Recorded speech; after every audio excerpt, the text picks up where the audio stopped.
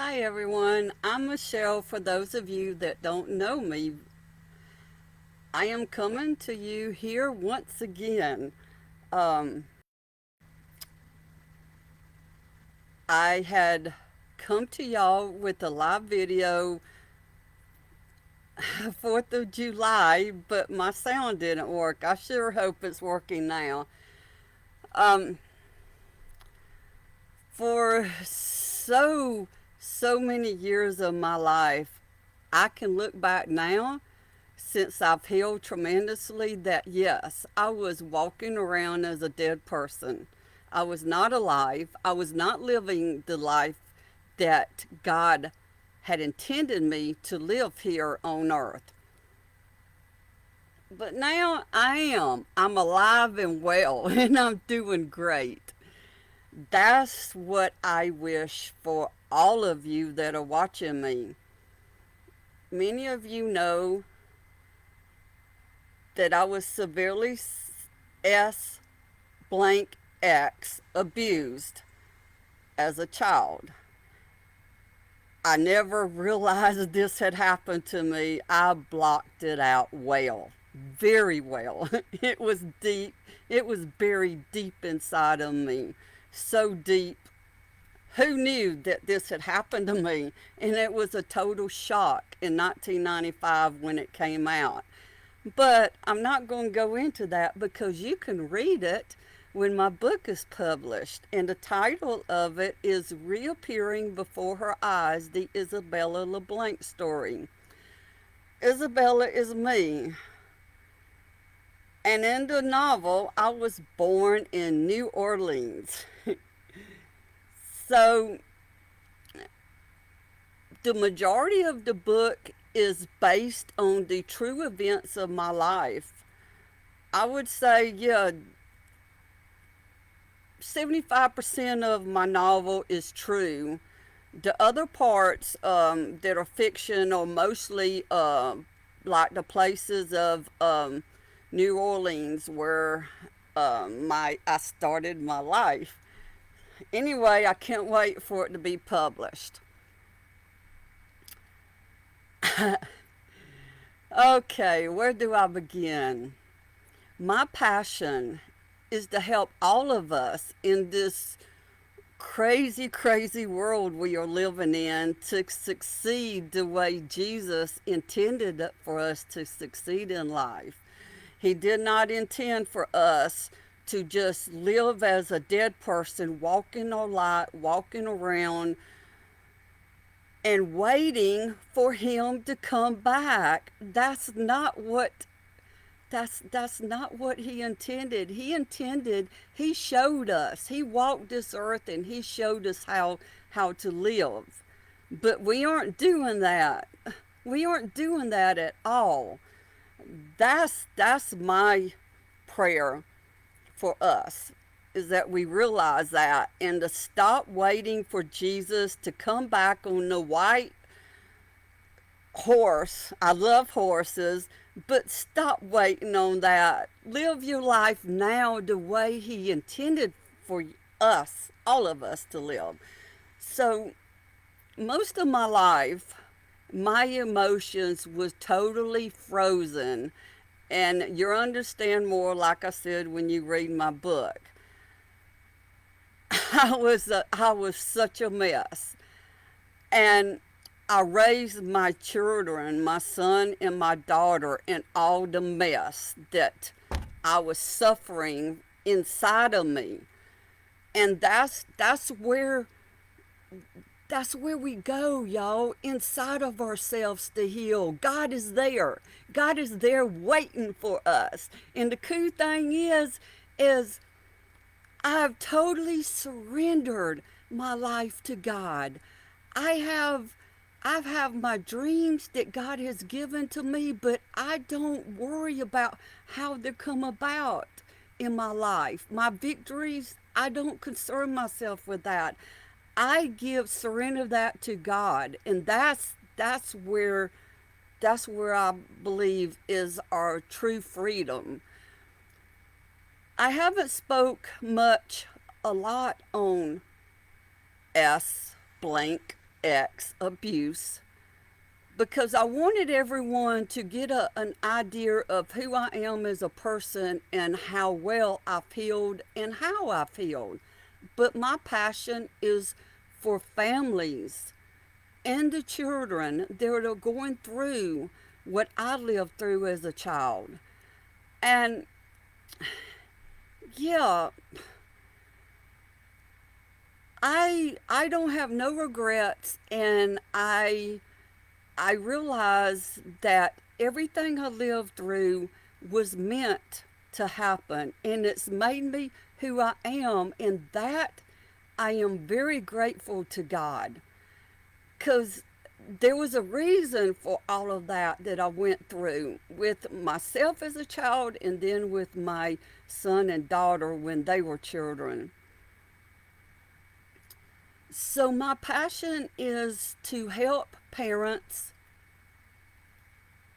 and their to know how to deal with finding out that your child has been S blank S blank X abused. Okay, if I say the words, they're gonna take me down. They love to do that. They don't give a damn if people are shooting pictures nude and putting it on here, but they don't want us to help our children. So I think that's the main reason we can't say these words because yes, they will take us down, and that I don't want to happen. My passion, like I said, is to help mostly mothers. I believe that is the one is the person I most want to speak to because of myself as a mother and the fact that my mother didn't do anything when all of this was happening to me, and I have totally forgived her. It is the most awesome thing to have truly dug deep into my life and let all this out so I could forgive her.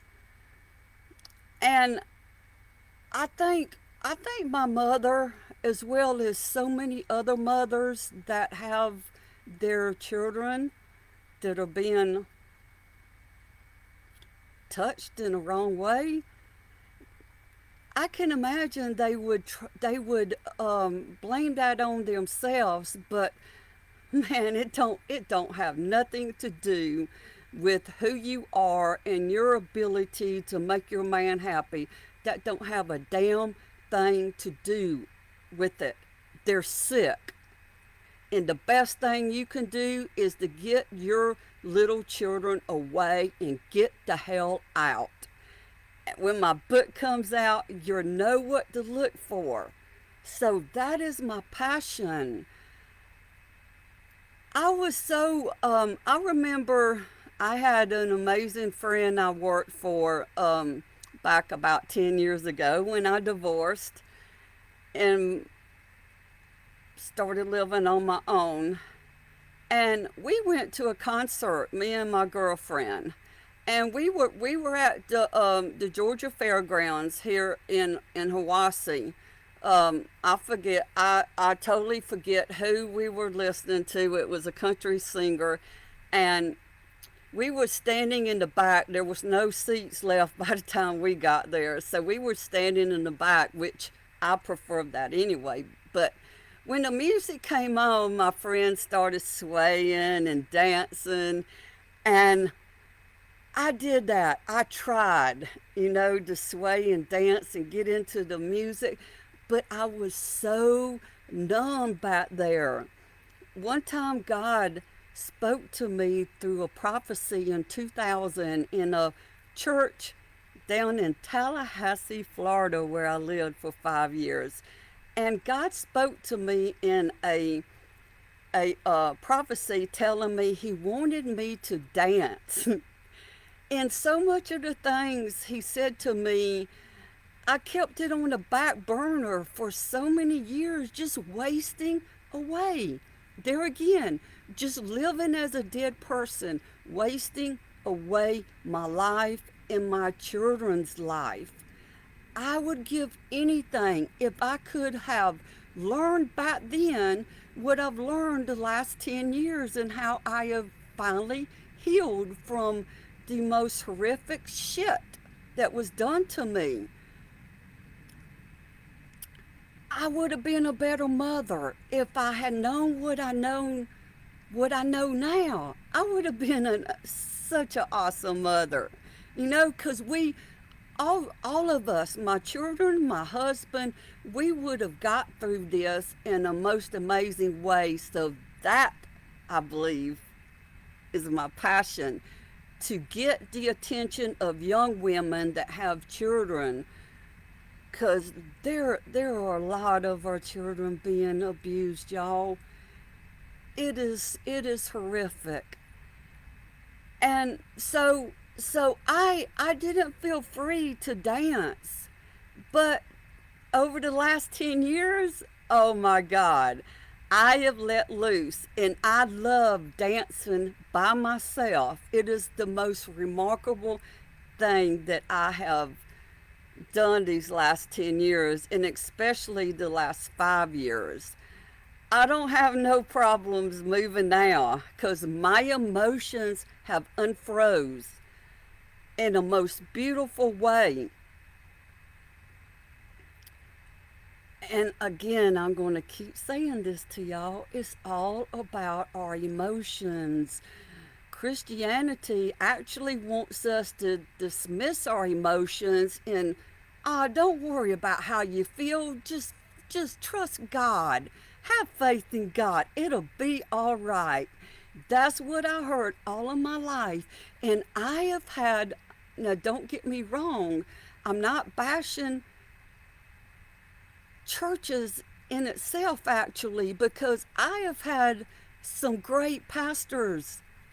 Some great pastors. I have 3 of them as friends right now on Facebook, and none of them ever made me feel like I was going to go to hell for the things I had done in my life. But religion does that. I was so hurt when I heard a pastor on Facebook say, if you can't go to church, I doubt you're going to make it to heaven. And another pastor said, if you're shacking up with a man, I don't think you're going to make it to heaven. That ain't their right to judge and to say who makes it and who don't. And that's the problem with religion. All religion, all of it.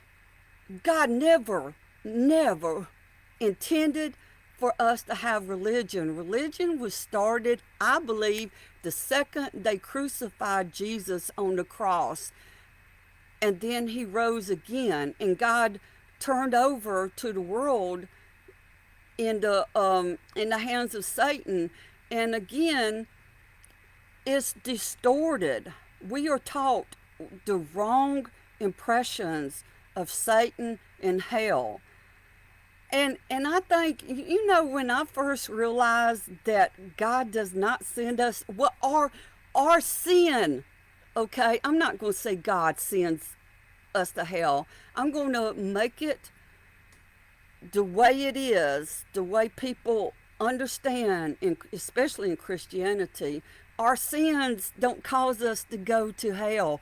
Our sin is our mismark of God. We are not in connection to God. That is our sin. And when we are not in connection with God, we do things based on our 5 senses. That's what gets us in trouble. We live in the 3D world. A lot of it's based on our senses.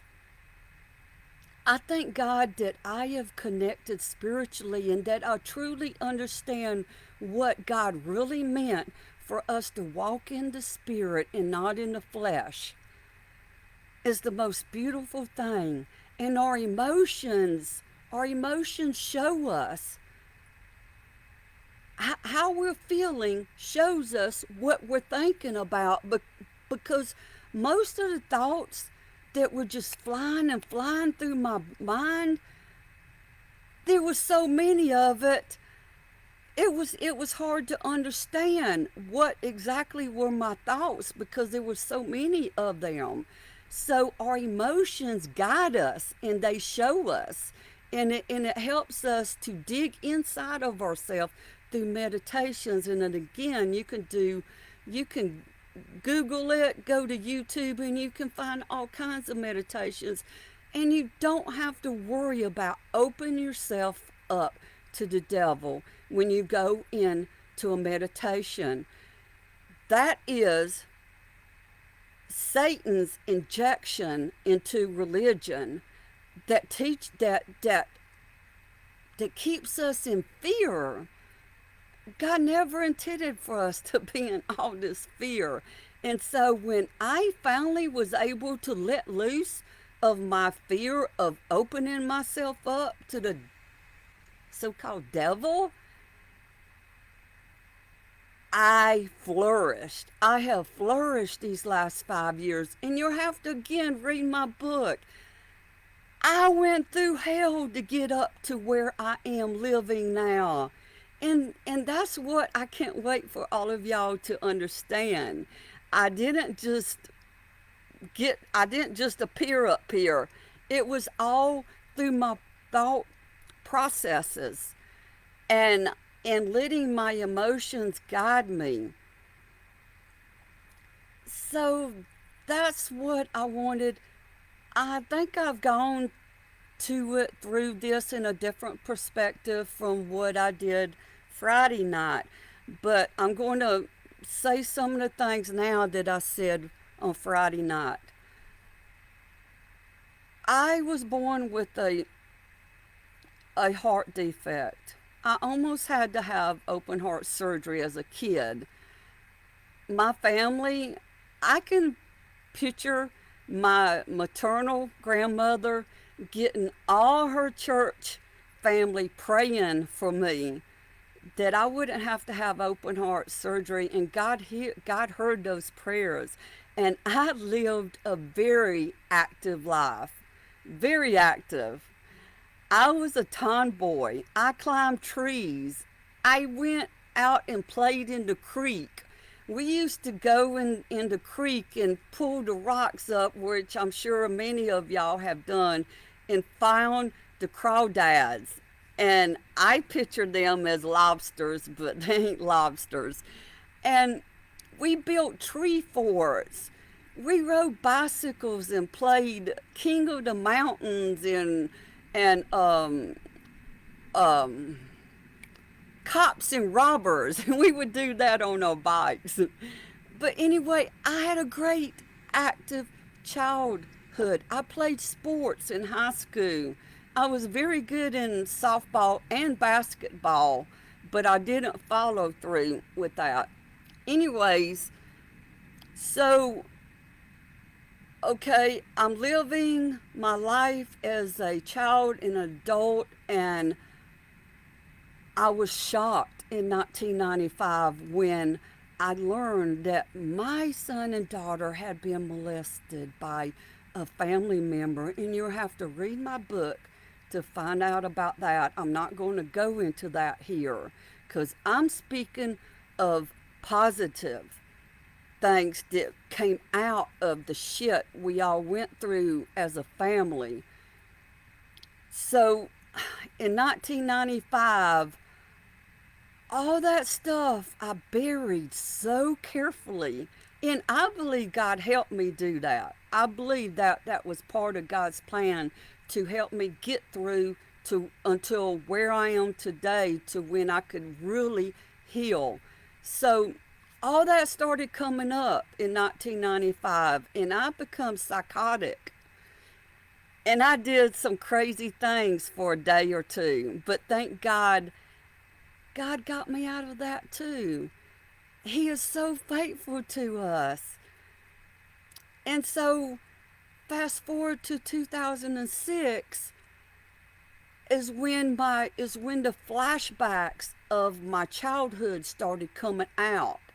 God gave me from 1995, I believe, to 2006 to get a hold of who I really was and what really happened, to where, and also I used that time to get my kids grown up as best as I could. So in 2006, they were practically adults. That's when my flashbacks started. And at the same thing, the heart defect, a second heart defect, that this was genetic. It was in my mom and my mom's family. The other heart defect I was born with is called a congenital defect because you're born with it. Anyways, when I started having these flashbacks and I was diagnosed with that, I went through a most horrific time. And yeah, I wanted to die. I had thoughts of suicide. You have to read that in my book. But I don't think people that do commit suicide, I don't think they're weak. I think they're very strong people because they've just had enough of this hell and they want out of the contract that they were sent down here to live through. I was too afraid to do that, but so okay.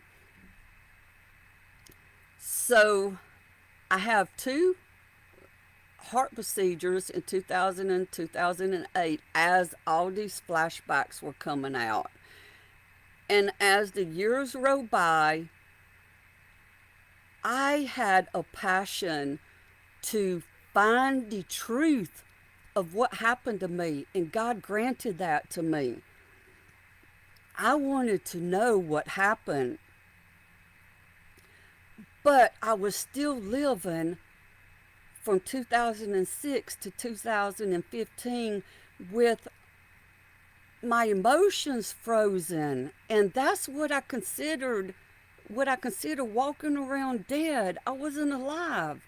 And so I went through that, and it brought back memories of when I first was diagnosed, because it brought back memories of my mother having this same heart defect. And I went, as a young adult, watched her, took care of her, lived with her, and helped her get through 3 open heart surgeries.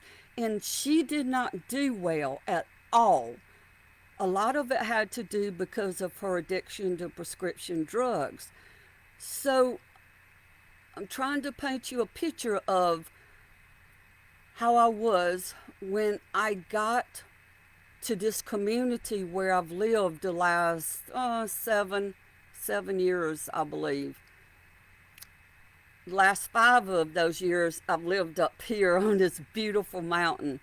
But I started having more difficulties with my heart. I had a heart ablation in 2019, and through learning to control my thoughts, I did well, considering my cardiologist always said, "You are doing so well, Michelle, and you're doing well because you're at a good place in life." Because I told him what all I was doing to heal myself physically and emotionally and spiritually. And so they have been tremendous. And then for whatever reasons, in 2024, last year, when I had to have the open heart surgery, I was at a much better place in my life, y'all. But I got to go back though. When I first moved up here in October 2020, by January 2021, I was laying in my bed upstairs in the attic, just crying my heart out to God, saying, "Please take me home. I don't want to live no more." This was 5 years ago, 4 years ago, little over 4 years ago. I didn't have suicidal feelings, but I just wanted God to just take me out the right way. You know, it's like I was telling God, I'm tired of this shit. I can't take it no more. I'm exhausted. And that's another part of living a dead person's life. So, but the beauty thing of it is I dug deeper and deeper from 2021 to 2024, going into more meditations, connecting to God that's in me. And I've flourished, y'all. And I was ready for this. For whatever reasons I had to go through this, we go through everything down on this earth for a reason. And all of it is to strengthen our spirit because y'all, this life here on earth is not all there is to us. We were with God before we came down here. So it was amazing going through all that. I was in the right mind. I had the right thoughts. I was happy. I was happy and joyful through all of it. I was determined this was not going to get me down. God was going to get me through this so I could finish out my mission here on earth. So that's what I'm doing now, y'all. I have finished my novel I started in 2020, and I was practically finished with it when I had to have open heart surgery. We were in the editing process, and I'm very careful for publishing this book. I'm not going to rush into anything. So it is coming. It would be ready probably by the end of this year, but I don't want to publish this at Christmas. That's the time children have fun. I don't want that to come out during Christmas. So I am planning on my book to come out in April 2026, which happens to be the month I was born. And ain't it? I gotta get out of saying ain't. Isn't it ironic that April is Child Abuse Awareness Month? So that's when I want my book to come out, and I'm pretty sure it will. I hope y'all have a great evening, and I will see you again. I love you all, and I want the best for all of us. And that means the most horrific person here on earth, too. Goodbye.